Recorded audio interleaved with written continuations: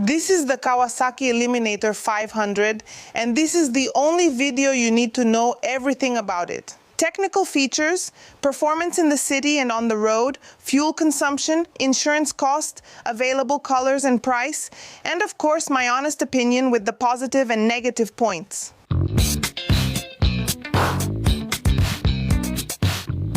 I'm Amanda Pagliari, and this is the most charming motorcycle channel in Brazil, which also brings you the most comprehensive motorcycle reviews on the internet. So go ahead and hit the like button and subscribe to the channel so you don't miss any videos. The Eliminator 500, or simply Eliminator, is available in two versions, the Standard and the SE, which stands for Special Edition. Let's see what's different between the versions. In addition to different graphics and color compared to the Standard version, it comes with this headlight cover here, giving it a more distinctive look. Retro, alluding to cafe racers, it also features this accordion-style fork cover and this black cover as well. If you look at the Standard version, it's silver here, so this black fork cover gives it a darker look, which doesn't break up the visual. I found it really interesting. It also comes with a USB port, actually a USB-C port as standard. And a cool thing is that the tip of the exhaust has a darkened black finish, giving it a darker look. Other than these differences, the rest is the same, okay? Both in terms of engine and chassis, music. In terms of design, the Eliminator has a look that's very similar to the Vulcan S, also from Kawasaki. However, one of the main differences we can see is the ergonomics regarding the foot pegs. So you have the foot pegs centered here, while on the Vulcan S they're forward, and also here the rear suspension is twin shock, meaning two springs on each side, while on the Vulcan S it's centralized. And here we have a rear suspension with spring preload adjustment, okay? You have to adjust both so there's no difference, all right? Both at the same setting. Now here at the front we have a conventional telescopic fork, it's not inverted, with a diameter of 41 millimeters. The frame is a trellis type and you can see it here, look, very visible, matching the design of the motorcycle. Big tank here, look, made of metal in a teardrop shape with a capacity of 13 liters of gasoline. Altogether, the motorcycle weighs 177 kilos already considering the fluids and the fuel tank. The front of it isn't fixed, so when you turn the handlebars here, the headlight moves along with it. It has full LED lighting in the headlight, turn signals, and tail light. The bike has alloy wheels with an 18-inch front wheel, a 16-inch rear wheel, and tubeless tires. For the brakes, we have a single disc in the front with a diameter of 310 millimeters, and in the rear there's also a single disc, 240 millimeters in diameter. And it has a two-channel ABS anti-lock system, meaning on both wheels. The seat is a split type, so we have a saddle for the rider here. There are two textures here on the leather, so you have a smooth texture around the edges and a kind of perforated, almost non-slip texture here, right where the rider actually sits. As for the passenger, it's a tiny little seat just for a quick ride, and there's nowhere for the passenger to hold on, okay? I'm going to get on so you can see. It has a seat height of 73.5 centimeters. Look, Amanda Pagliari here is 177 centimeters tall. I can put both feet on the ground without any difficulty. And look, the angle of my legs here is 90 degrees. So you don't have that comfort on the road here, which in a way is good in the city because you can control the motorcycle better. So a lot of people don't really like forward foot pegs. However, on the road, a lot of people like forward foot pegs. You'll need to test or choose the best motorcycle for you, since sometimes spending a bit more for the Vulcan is worth it. So, the riding position here. Your legs stay fixed. They're at more of a typical motorcycle angle, okay? However, here you have a relaxed position, so your body is kind of like on a big couch, but your legs, they don't follow along, right? The rear view mirror here is round, very beautiful, matching the style of the motorcycle. Foot pegs. Both the riders and the passengers here are retractable with a rubber finish. I'm going to get on the back just to show you, but I'll tell you right now it's really bad. Look at this.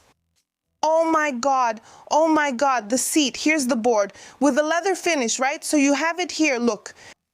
Even the passenger's legs end up at a 45-degree angle. There's nothing to hold on to, so you have to hold on to the rider. If you're giving someone a ride, they'll need to hold on tight.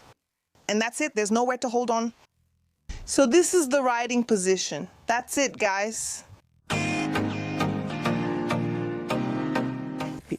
This icon here is for Bluetooth. It has connectivity with the Rideology app, but nothing showed up here on the screen, right? No message notifications, no call information either. And here is the app. Look, I've already connected the motorcycle. What I can see are several pieces of information directly in the app, like statistics, maintenance, and I can also see navigation, right? It's like a travel diary, and that's it. It doesn't even have navigation, turn-by-turn navigation, okay? Here on the left side of the handlebars, we have the horn, turn signal to the left, to the right, hazard lights. Here is the headlight, right? High beam, and back here, the flash to pass switch. Now here on the right side, we have the engine kill switch, and here the ignition button. The rear view mirror, its stem, the handlebar, and the levers are all darkened. However, neither the clutch lever nor the brake lever has reach adjustment. So, what do you think? And the heart that powers the Eliminator 500 is the same engine as the Kawasaki 500 series. So we're talking about the parallel twin with 451 cc and liquid cooling, but here it's adapted for the torque of a cruiser. Other than that, it's the same engine. Just so you have an idea, it delivers the torque a little earlier, but the torque is the same, 4.3 kgfm at 7,500 RPM. As for the power, it comes in at the top end, with 51 horsepower at 10,000 RPM. Everything else is the same, just so you have a reference. Even the gear ratios here on the Eliminator 500 are the same as the Z500 from Kawasaki. And it comes with an assist and slipper clutch. What does that mean? The assist technology makes it smoother when you pull the clutch lever, and it really is very smooth. The slipper technology prevents the rear wheel from locking up when you make a sudden downshift, but again, if you're going into a turn and you downshift, your rear wheel won't lock up, which gives you more safety. And the engine has 6 gears and a final chain drive, okay? It's not a belt drive.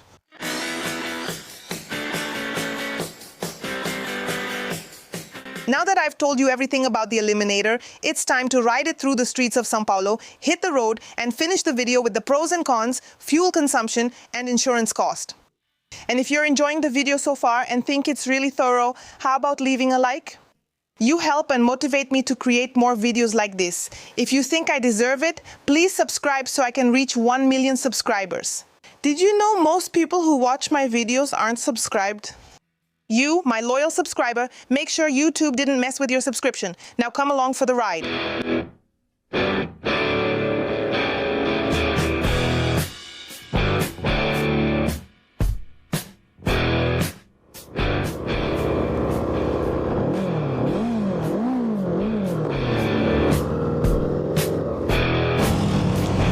My first impressions riding it here are that it's strange because it's a custom bike with the foot pegs in the center, right?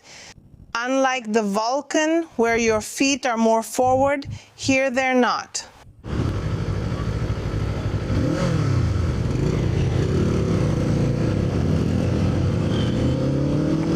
Oh, right from the start, it's really nice. Man, the bike feels really stable, like it's under control.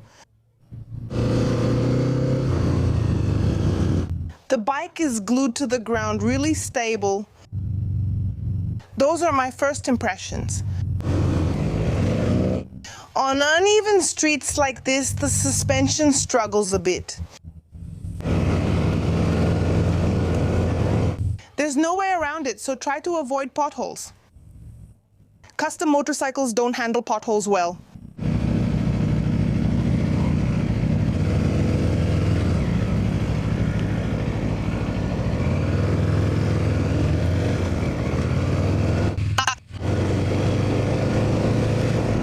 Yeah, the suspension, look, the suspension is stiff, guys.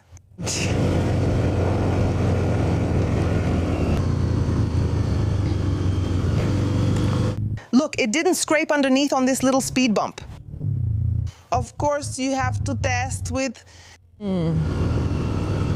with the passenger, right? With weight.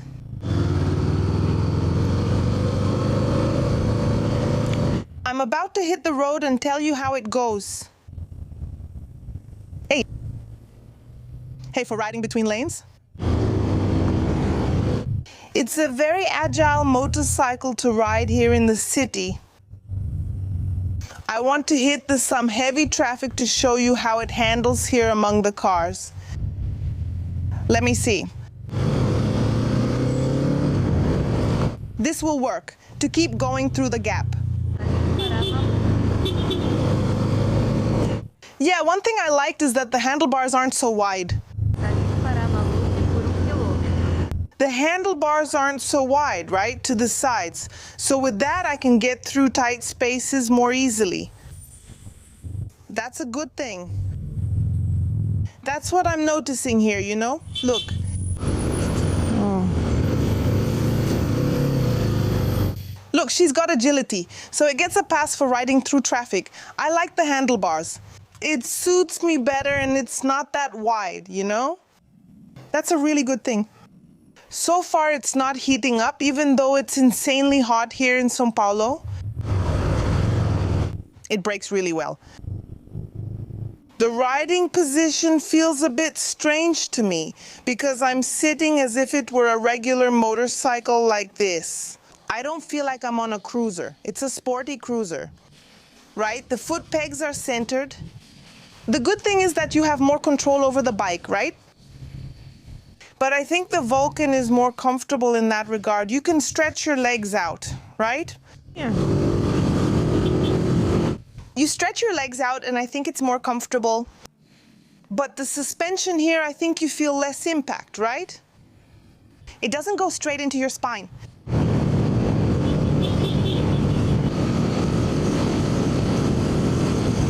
Here on the road, the Eliminator is glued to the ground. It really is planted. It brings a lot of stability. Of course, right? The faster you go, the more the wind will hit your chest, right? But I like that this bike brings a lot of stability for those who like to speed up. Well, the engine isn't explosive. The engine is more progressive, right? Look.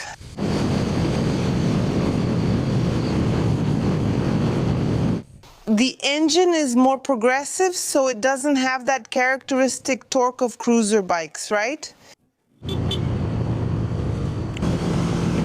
Guys, it's a cruiser with a sporty profile. It pulls well. Its handling are made for cornering. Very stable, very stable.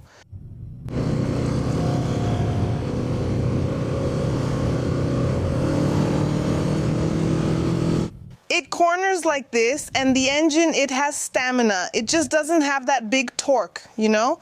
That explosive engine. But it's an engine that pulls. But when it comes to cornering, this bike here is glued to the ground, guys. Really fun. For those who like to take corners, right? Look at this. The bike is really fun. The Vulcan is like that too, right? So you can take corners with great handling. And here, with the foot pegs centered, you end up in a more aggressive riding position, right? That's really interesting.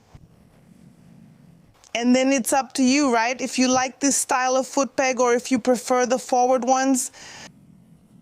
Look at this when cornering, guys. The bike does really well.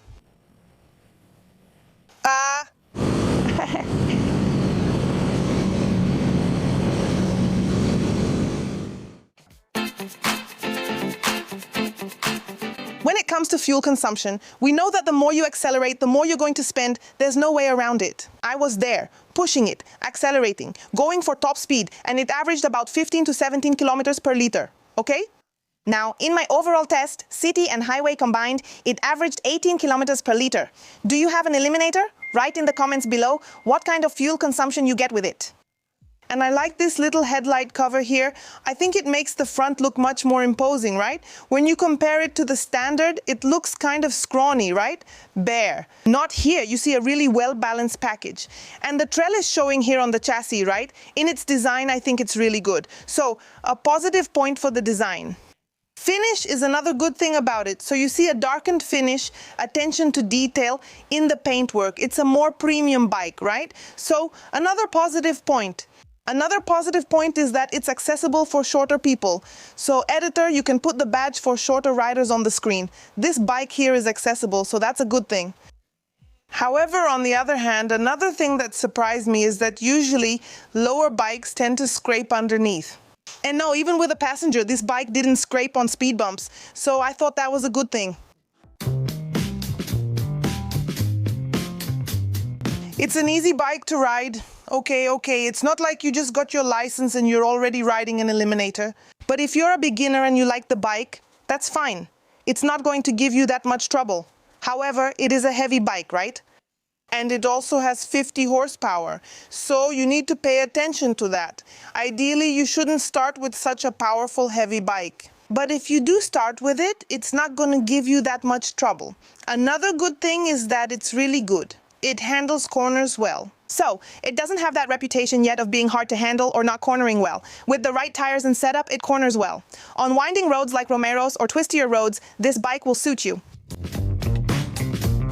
Still talking about the road, it's a very stable bike, so you can go full throttle, you can ride alongside trucks, and the bike stays glued to the ground. That's really good, really cool. So, that's a positive point, and it has a reliable engine, right? So, this engine that already comes from the 400s, and then it evolved. Now for the 500s, so it's an engine that already has a tradition with Kawasaki, an engine that has already proven itself over time, and that's really cool, a positive point. Still talking about the engine doesn't get hot. So that's a positive point. Another thing is that it has low vibration compared to other customs. So I think that's a positive point. The last one, which I think isn't very important, doesn't really relate to Kawasaki or the Eliminator style, right? It's more about our country, where some bikes are more targeted than others for theft. So if you live in dangerous places, this bike here won't attract as much attention. So that's a good thing, because these cruiser-style bikes, of course, it doesn't mean you shouldn't pay attention, right? You need to get insurance. You need to be careful. But it's not as targeted. You won't have a target on your back like with an adventure bike, for example. So this ends up being a good thing for people who live, I don't know, in Rio, Sao Paulo, in the bigger cities where crime rates are higher. That's a positive point. Music. And now I'm going to talk about the negative points. I'm not even going to mention that the engine isn't a V-type, that it doesn't have that roar and all that. I think that with this type of motorcycle and this type of engine, you won't get that low-end torque. So, just letting you know, if you're looking for that kind of experience in a motorcycle, the Eliminator won't give it to you, okay? But what did I find negative? The first scare I had was when I filled up the tank, turned on the bike, and the fuel gauge wouldn't move from the halfway mark. I opened it in front of the guy at the pump and said it didn't fill up, but it was actually full. I searched online and on international forums and found it's a chronic issue with the pump not showing the correct level. Depending on how you ride and brake the motorcycle, it may not display the correct level. So you might have a mini heart attack thinking that the bike is using more fuel or that the tank capacity is smaller than it really is. So I think that's something that could be improved in the future. This negative point isn't about this SE version, it's actually about the standard version, which doesn't come with a power outlet. In my opinion, for the price that the standard version already costs, I think it should already come with the power outlet, okay? Again, it's not a negative point about the SE Special Edition, but about the entry-level version. But just saying, I think it should come with the power outlet, right, Miss Kawasaki? Another downside is it doesn't have much steering lock. I'll show you. When you try to maneuver, it already hits here. So it can be a bit uncomfortable for those who need to maneuver the motorcycle, but it's nothing that would make you say, oh my God, I'm not going to buy it. But I needed to point it out here. So it's a negative point. And this other negative point, I didn't have much trouble with it, but I also didn't travel many kilometers. However, there are people, especially taller ones, who felt a bit uncomfortable. Why? They say, wow, Amanda, for me it's like 2-in-1 because up here you have a riding position, a more classic custom style in the sense that you have the forward foot pegs, but from the waist down your legs are a little more tucked in. So it ends up being kind of an uncomfortable position. It's not fully centered, nor is it fully forward, so that can be a bit of a problem. So the ideal thing is for you to go to the dealership, take a test ride to see if it fits you, if it's better for you to stay with the Eliminator, or for example, go with the Vulcan. Another downside is that the rider's seat is pretty hard. So if you're going to ride long distances, change the seat. Another downside, since we're already talking about the seat, is this here, which should be a seat for the passenger. It's just a board there covered with a little bit of leather here. Guys, you can't take a passenger on this. If you plan to carry one often, besides the almost essential CC bar for stability and support, you should also replace your passenger seat. You'll complain she won't ride the motorcycle with you, but with a seat like this, it's impossible, right? Go ahead, because if you don't ride, just kidding, guys. So, it's not good for a passenger the way it comes originally. And speaking of accessories, well, on the European website, if you check, for example, in Spain, you'll find several original accessories. And here in Brazil, I couldn't find them. So that ends up being a negative point. I was unsure about this negative item. Should I say it's a gas guzzler, right? It's really thirsty, or that it has low range? I'll go with low range, okay? So what happens? It has a 13-liter tank, unlike the Vulcan, which has 14, and I felt that, at least for me, it used a lot of fuel. So, it averages about 234 kilometers per tank, that's with 18. If you ride at 15 or 16, you're out of luck, you'll go even less. So, I found that to be a negative point in this aspect. And it surprised me, I thought it would be even more economical. So, I don't know, because the engines are the same, right? For example, the Z500. So, I haven't tested it yet, right? The Z500, but my Ninja 400 is much more economical than the Eliminator. So, I was left wondering, I don't know if it was just this unit, but if you own one, write down here what the fuel consumption is, what range you get with it, to help other owners. And the last negative point, but not least, is the price. The price, why? The price, guys, it keeps us regular people from being able to take this bike home. It makes it harder for us to buy it. And compared to its competitors, for example, the expensive Super Meteor, which offers almost the same thing, right? For about 5,000 Rs, almost 6 less. So I think this bike ends up being priced a little unrealistically. In fact, the Super Meteor is selling a lot, so I think if Kawasaki lowered the price a little, it would definitely sell more. Do you agree or disagree? Comment below. And you, do you think the Eliminator has more pros or more cons? Let me know here in the comments. And it's available in two versions. The cheapest one, the standard, costs 40,490 Rs. And the SE version tested here, available in a single color, is 41,490 Rs.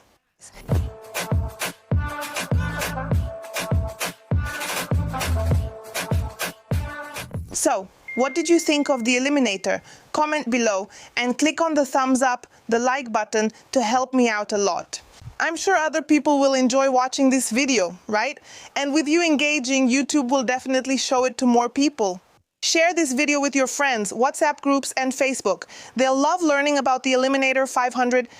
I've linked the Super Meteor video from Royal Enfield up here. If you haven't seen it, I've also linked a really cool video down below. Subscribe to the channel if you haven't already, it's free. And if you can help by becoming a member of the channel, there are lots of perks, giveaways, early and exclusive content. The link is in the description. See you next time. Big kiss.